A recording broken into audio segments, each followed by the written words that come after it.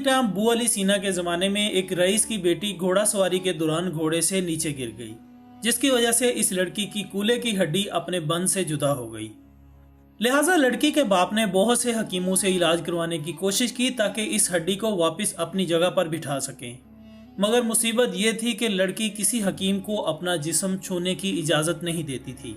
चुनांचे बाप ने बहुत इसरार किया कि बेटी इस बात से तो हमें शरीयत भी मना नहीं करती, लेकिन बेटी किसी तरह राजी नहीं हो रही थी और दिन ब दिन कमज़ोर होती जा रही थी।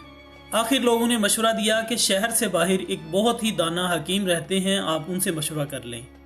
ख़वातीन हज़रात, वो शख्स हकीम साहब के पास गया और अपना मसला बयान किया तो हकीम साहब ने कहा कि एक शर्त पर आपकी बेटी का कूल्हा हाथ लगाए बगैर ठीक हो सकता है। वो शख्स कहने लगा कि जो भी शर्त हो मुझे कबूल है, मैं सब कुछ करने को तैयार हूँ, बस आप मेरी बेटी को ठीक कर दीजिए।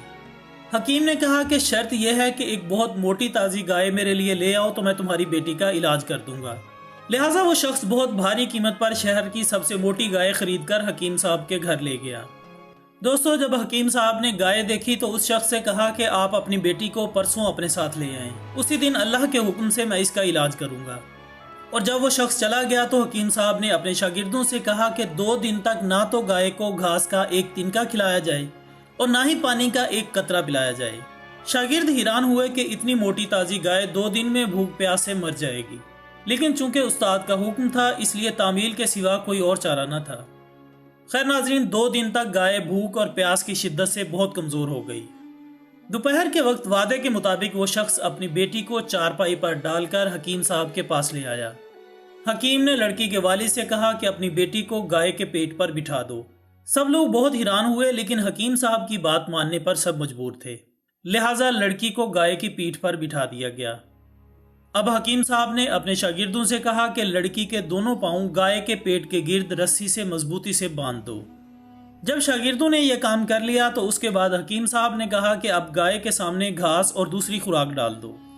चुनांचे दोस्तों, गाय 2 दिन की भूखी प्यासी थी, लिहाजा ये जल्दी जल्दी खाने लगी। हकीम साहब ने इसके सामने पानी की बड़ी सी बाल्टी में बहुत सा नमक डालकर रख दिया। पानी में नमक की आमेजिश ने प्यास की शिद्दत और बढ़ा दी और गाय ने एक साथ बहुत सारा पानी पी लिया। अब नाजरीन, घास और पानी से गाय का पेट फूलना शुरू हो गया और लड़की की टांगों पर दबाव बढ़ने लगा। ये दबाव इतना ज्यादा हुआ कि लड़की चीखने लगी और अचानक खड़ाक की एक आवाज आई और लड़की दर्द की शिद्दत से बेहोश हो गई।